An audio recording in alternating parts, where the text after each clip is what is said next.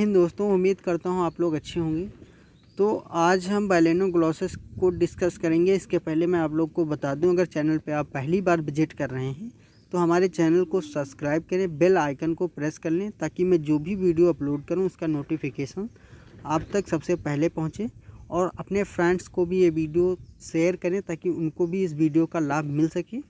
और मैं आपको बता दूं कि अगर आपको PDF चाहिए तो हमारे टेलीग्राम चैनल को ज्वाइन कर सकते हैं, जिसका लिंक आपको डिस्क्रिप्शन बॉक्स में दे दिया जाएगा।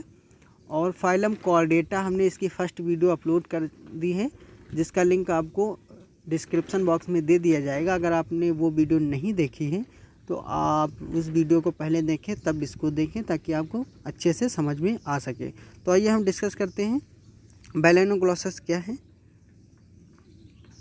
बाइलेनोग्लॉसेस में हम आज क्या क्या पढ़ेंगे, तो बाइलेनोग्लॉसेस का आज हम क्लासिफिकेशन पढ़ेंगे, यानी सिस्टमेटिक पोजीशन देखेंगे और इसका शेप साइज़ देखेंगे, एक्सटर्नल मॉर्फोलॉजी आदि देखेंगे। तो आइए हम डिस्कस करते हैं बाइलेनोग्लॉसेस। तो it is also called as tongue worm या एकॉर्मवॉर्म। इसे सामान्यतः टंगवॉर्म या एकॉर्मवॉर्म भी कहते हैं। क्या कहते हैं? टंगवॉर्म या एकॉर्मवॉर्म भी कहते हैं। इसका कॉमन नेम है, आप इसको याद रखेंगे। अगर एग्ज़ाम में पूछा जाएगा टंगवॉर्म या एकॉर्मवॉर्म क्या होता है, इस पर अगर आपको क्वेश्चन पूछा जाता है कि इसका क्लासिफिकेशन लिखिए या फिर इसकी शेप एंड साइज कलर लिखिए, तो आपको कंफ्यूज नहीं होना है। इसका सामान्य नेम यही होता है, टंगवॉर्म या एकॉर्मवॉर्म होता है। तो आइए हम इसको देखते हैं। अब इसका क्लासिफिकेशन देखते हैं। तो इसका क्लासिफिकेशन क्या है?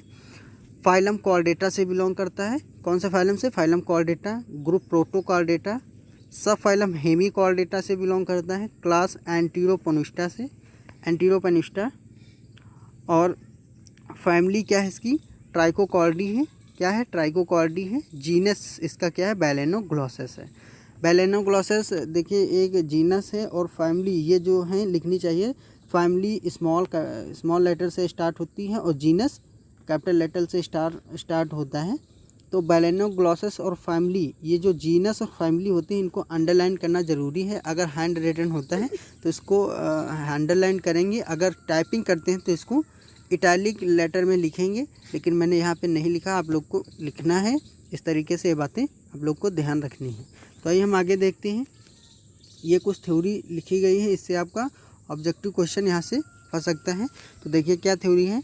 बाइलेनोग्लॉसेस सब फाइलम हेमीकोऑर्डिनेटा में पाया जाने वाला मेन जीनस में से एक है। क्या है? बाइलेनोग्लॉसेस सब फाइलम हेमीकोऑर्डिनेटा में पाए जाने वाला मेन जीनस में से एक है। इसकी अब तक 20 स्पीसीज यानी 20 स्पीसीज पूरे विश्व में खोजी गई हैं। कितनी? 20 स्पीसीज अब तक इसकी खोजी जा चुकी हैं, जिसमें से बाइलेनोग्लॉसेस ऑस्ट्रियोलेंसिस अत्यधिक सामान्य रूप से पाई जाने वाली स्पीसीज है। कौन सी स्पीसीज है? बाइलेनोग्लॉसेस ऑस्ट्रियोलेंसिस, ये अत्यधिक सामान्य रूप से पाई जाने वाली स्पीसीज है। बाइलेनोग्लॉसेस की बॉडी का एंटीरियर एंड यानी इंटीरियर सिरा जो होता है प्रोबॉसिस, प्रोबॉसिस कहने का मतलब है सूंड या जिह्वा के आकार होने के कारण इसे सामान्यतः टंगवॉर्म या एकॉर्मवॉर्म भी कहते हैं। क्या कहते हैं? अब आपको ये भी यहाँ पे पता हो गया इसके टंगवॉर्म या एकॉर्मवॉर्म किस लिए कहते हैं। तो इसका जो एंटीरियर एंड यानी ऊपरी सिरा होता है, आगे का सिरा जो होता है, उसका प्रोबॉसिस जिह्वा के आकार का होता है या सूंड के आकार का होता है। इस वजह से इसको टंगवॉर्म या एकॉर्मवॉर्म कहते हैं। तो आइए हम आगे देखते हैं। अब इसका हम देखते हैं हैबिट एंड हैबिटेट, यानी ये इसका हैबिट क्या है और हैबिटेट क्या है। तो आइए हम देखते हैं। बाइलेनोग्लॉसेस मेनली मेराइन ट्यूबिकुलस बोरोइंग हेमीकोऑर्डिनेट है। बाइलेनोग्लॉसेस मुख्यतः मेराइन यानी समुद्री और ट्यूबिकुलस यानी बाइलेनोग्लॉसेस मेराइन यानी समुद्री जल में पाया जाएगा। और ट्यूबिकुलस कहने का मतलब है ये सुरंगों में पाए जाते हैं। सुरंगों यानी बोरो, इनकी बोरो बनी होती हैं। बोरोइंग हेमीकोऑर्डिनेट हैं जो कम गहरे वाटर में, जिसे हम कहते हैं थिथले वाटर में या सैलो वाटर एंड सॉइल में बरो बनाकर, अपना बिल बनाकर रहता है। इसकी बरो यानी बिल जो होती है यू शेप की होती है, जिसका साइज़ 50 से 75 सेंटीमीटर गहरी होती है। कितनी होती है? 50 से 75 सेंटीमीटर गहरी होती है और बोथ एंड पर ओपन होती है। कहने का मतलब है इसकी जो बिल होगा, इसका जो बिल होगा तो 50 से 75 सेंटीमीटर गहरी होगी और दोनों एंड पर खुलती है। कौन से? दोनों एंड पर खुलेगी, यानी दोनों तरफ से ये ओपन होगी, जिसकी ओपनिंग एक दूसरे से 10 से 25 सेंटीमीटर दूरी पर होती है। कितने दूरी पर होती है? 10 से 25 सेंटीमीटर पर होती है, प्रेजेंट होती है। यह प्रोबॉसिस की हेल्प से सॉइल में न्यू बोरो फॉर्मेट करता है। प्रोबॉसिस जो होता है, इसका सूंड जो होता है, उसकी मदद से ये सॉइल में न्यू बोरो का फॉर्मेशन करता है, नए विल का फॉर्मेशन करता है। इसकी बॉडी से सिक्रीट म्यूकस बोरो को स्मूथ व रिजिड बनाता है। इसकी बॉडी से एक तरीके से बॉडी से म्यूकस सिक्रीट होता है, जो बोरो इसकी जो विल होती है इसको चिकना बनाता है, और रिजिड कहने का मतलब कठोर बनाता है। अब हम इसकी एक्सटर्नल मॉर्फोलॉजी को देखते हैं। एक्सटर्नल मॉर्फोलॉजी में आपका शेप एंड साइज़ आ जाएगा। तो शेप एंड साइज़ क्या है? तो बैलेनोग्लॉसेस की बॉडी 10 से 15 सेंटीमीटर लॉन्ग होती है। कितनी होती है? 10 से 15 सेंटीमीटर लॉन्ग होती है। ये आपको बिल्कुल याद ही होना चाहिए। आप यहाँ से आपके शॉर्ट क्वेश्चन आप एग्ज़ाम में पूछे जाते हैं। तो बैलेनोग्लॉसेस की बॉडी 10 से 15 सेंटीमीटर लॉन्ग होती है, सॉफ्ट होती है, मुलायम होती है, सिलेंड्रिकल यानी बेलनाकार होती है। क्या होती है? बेलनाकार होती है, बेलनाकार शेप्ड की होती हैं, तथा बॉडी सरफेस पर सिलिया का सिमिलर डिस्ट्रीब्यूशन अरेंज रहता है। इसकी बॉडी पर सिलिया पाए जाएंगे जो कि सिमिलर डिस्ट्रीब्यूशन अरेंज रहते हैं। सिमिलर डिस्ट्रीब्यूशन में सिलिया अरेंज रहते हैं। इसकी बॉडी में एक्सटर्नली एक्सोस्केलेटन एब्सेंट होते हैं। क्या होते हैं? एक्सोस्केलेटन यानी बाह्य कंकाल इसमें नहीं पाए जाते, एब्सेंट होते हैं। बैलेनोग्लॉसेस की बॉडी 3 पार्ट में डिवाइड होती है। क्या होती है? इसकी बॉडी जो होती है मुख्यतः 3 पार्ट में डिवाइड होती है, लेकिन बॉडी में सेगमेंट एब्सेंट होते हैं। बॉडी इसकी 3 पार्ट में डिवाइड होती है, लेकिन इसमें सेगमेंट एब्सेंट होते हैं। डैट मीन्स अनसेगमेंटेड, किसी भी प्रकार का खंड नहीं पाया जाता है। तो हम आगे देखते हैं। एक्सटर्नली बैलेनोग्लॉसेस की बॉडी प्रोबॉसिस, कॉलर एंड ट्रंक में डिवाइड होती है। मैंने कहा 3 पार्ट में इसकी बॉडी डिवाइड होती है। तो कौन कौन से पार्ट में डिवाइड रहती है? प्रोबॉसिस, कॉलर एंड ट्रंक में डिवाइड रहती है। इसका कलर जो होता है ग्रीनिश रेड होता है। क्या होता है? ग्रीनिश रेड होता है। तो आइए नीचे डायग्राम है, हम डायग्राम के माध्यम से समझते हैं। तो आप ये देख सकते हैं ऊपरी भाग ये जो है प्रोबॉसिस कहलाता है। क्या कहलाता है? प्रोबॉसिस कहलाता है। ये वाला पार्ट जो है आपका ये प्रोबॉसिस है, ये वाला पार्ट आपका कॉलर रीजन कहलाएगा, और नीचे ये जो बचा हुआ पार्ट है ये ट्रंक कहलाता है। क्या कहलाता है? ट्रंक कहलाता है। ये इतना पार्ट जो है ये ट्रंक। प्रोबॉसिस को डिस्कस करते हैं। प्रोबॉसिस क्या है? तो प्रोबॉसिस बैलेनोग्लॉसेस की बॉडी का एंटीरियर पार्ट प्रोबॉसिस के फॉर्म में होता है। क्या होता है? बैलेनोग्लॉसेस का जो अगला सिरा होता है वो प्रोबॉसिस के फॉर्म में होता है, जो कि अंदर से small contractile and club shape होता है। क्या होता है? क्लब शेप होता है, कोनिकल एंड क्लब शेप होता है, जो कि अंदर से हॉलो स्ट्रक्चर के फॉर्म में होता है। क्या होता है? अंदर से हॉलो स्ट्रक्चर के फॉर्म में होता है। हॉलो कहने का मतलब है एक खाली स्थान या गड्ढेनुमा स्थान के संरचना के फॉर्म में होता है। तो आइए हम आगे देखते हैं। प्रोबॉसिस के अंदर प्रेजेंट कैविटी एक प्रोबॉसिस स्पोर की हेल्प से बाहर की ओर खुलती है। क्या होता है? प्रोबॉसिस स्पोर के प्रेजेंट एक कैविटी यानी गुहा जो एक प्रेजेंट होती है वो प्रोबॉसिस स्पोर यानी प्रोबॉसिस छिद्र की सहायता से बाहर की ओर खुलती है, जो प्रोबॉसिस के बेस पर प्रेजेंट होती है। क्या होती है? प्रोबॉसिस के आधार या बेस पर प्रेजेंट होती है। प्रोबॉसिस के पास यू शेप्ड सिलिएटेड डिप्रेशन होता है। क्या होता है? यू शेप्ड डिप्रेशन होता है, सिलेटेड डिप्रेशन होता है, जो माउथ में इंटर होने वाले फूड पार्टिकल्स एंड वाटर को टेस्ट करता है। क्या करता है? अब देखिए यहाँ पे कितना अच्छा काम है। जो माउथ में फूड और वाटर जो जाएगा, इन फूड पार्टिकल जो जाएंगे उनको ये टेस्ट करेगा कि वो सही है बॉडी के लिए या नहीं है।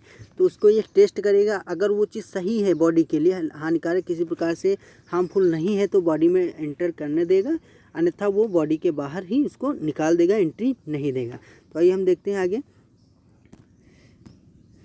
टेस्ट करता है तथा वाटर के फंक्शन को भी कंट्रोल करता है। क्या करता है? वाटर अगर बॉडी में ज़्यादा हो जाए तो इसको रोक भी सकता है, अगर बॉडी में कब जाना है वाटर तो इसको भी ये कंट्रोल करता है, कब जाना है और कब नहीं जाना है।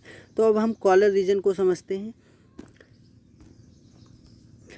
यह प्रोबॉस्किस के पीछे, कॉलर जो होता है यह प्रोबॉस्किस के पीछे एक पेशी युक्त बेलनाकार यानी सिलेंड्रिकल पार्ट होता है। इसका एंटीरियर पार्ट फनल शेप्ड होता है। क्या होता है? फनल शेप का होता है। फनल शेप कहने का मतलब कीप के आकार का होता है। यह पार्ट प्रोबॉस्किस के पिछले पार्ट को ढके रहता है। प्रोबॉस्किस का जो पिछला पार्ट होता है उसको ये ढके रहता है, जिसे प्रोबॉस्किस स्टाल्क कहते हैं। क्या कहते हैं? प्रोबॉस्किस स्टाल्क कहते हैं। प्रोबॉस्किस स्टाल्क के नीचे एक पोर पाया जाता है जिसे माउथ कहते हैं। क्या कहते हैं? माउथ कहते हैं। प्रोबॉस्किस स्टाल्क के नीचे एक पोर पाया जाता है जिसे माउथ कहते हैं। तो आइए हम आगे देखते हैं। अब हम ट्रंक को देखते हैं कि ट्रंक क्या है। बैलेनोग्लोसस की बॉडी का पोस्टीरियर एंड यानी पिछला भाग ट्रंक के फॉर्म में होता है, जो सामान्यतः लार्ज कहने का मतलब लंबा व फ्लैट चपटा होता है। इसके एंटीरियर यानी अगले सिरे की और लेटरल साइड चपटे पंख के सिमिलर दिखाई देते हैं। पंख के सिमिलर स्ट्रक्चर लगी होती है जिसे जेंटल विंग्स कहते हैं। क्या कहते हैं? जेंटल विंग्स कहते हैं। पूरे ट्रंक को 3 पार्ट में डिवाइड किया जा सकता है। पूरे ट्रंक को 3 पार्ट में डिवाइड किया जा सकता है। आपने देखा यहाँ पे कि ट्रंक इसका बहुत ही लंबा है। आप यहाँ से देख सकते हैं कि इसका ये ट्रंक, ये वाला भाग ट्रंक कहलाता है। तो इसको हमने 3 पार्ट में डिवाइड किया है। कितने पार्ट में? 3 पार्ट में हमने इसको डिवाइड किया है। तो आइए हम आगे देखते हैं। तो इसको फर्स्ट हम देखते हैं, जैसे कि 3 पार्ट में डिवाइड किया गया है। कौन कौन से पार्ट में? Branchial region, hepatic region and caudal region में डिवाइड किया गया है। Branchial region, hepatic region and caudal region में इसको डिवाइड किया गया है। तो हम देखते हैं ब्रांकियल रीजन क्या है। ब्रांकियल रीजन फ्लैट यानी चपटी विंग्स यानी पंख के समान दिखाई देता है, जिसकी सरफेस पर गोनेड अरेंज रहते हैं। क्या रहते हैं? गोनेड्स अरेंज रहते हैं। इसी कारण इस पार्ट को जेंटल विंग्स कहते हैं। क्या कहते हैं? जेंटल विंग्स कहते हैं। इस पार्ट में गिल स्लिट की 2 रोज अरेंज रहती हैं। इस पार्ट में गिल स्लिट की 2 रोज अरेंज रहती हैं, जिनकी संख्या बैलेनोग्लोसस की एज के साथ बढ़ती रहती है।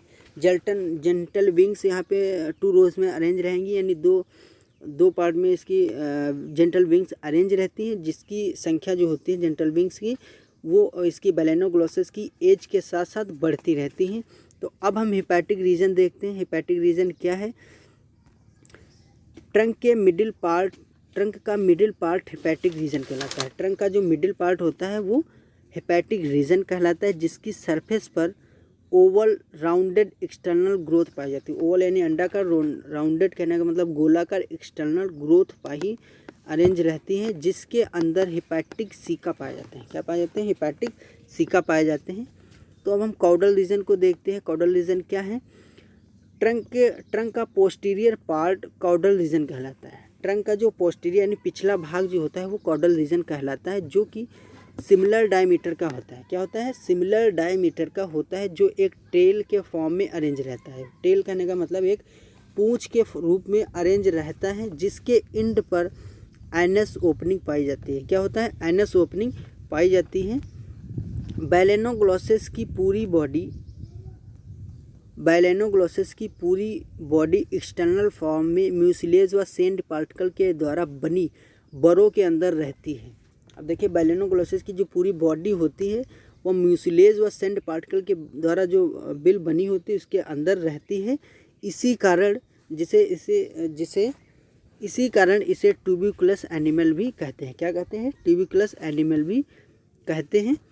तो आई होप आपको वीडियो बहुत अच्छी लगी होगी, पसंद आई होगी। अगर वीडियो आपको पसंद आ रही है तो हमारे चैनल को सब्सक्राइब करें और वीडियोस को शेयर करते रहें, और कमेंट में हमें बताएं कि वीडियो आपको कैसी लगी और अगला वीडियो कौन से टॉपिक पे आप लोग चाहते हैं।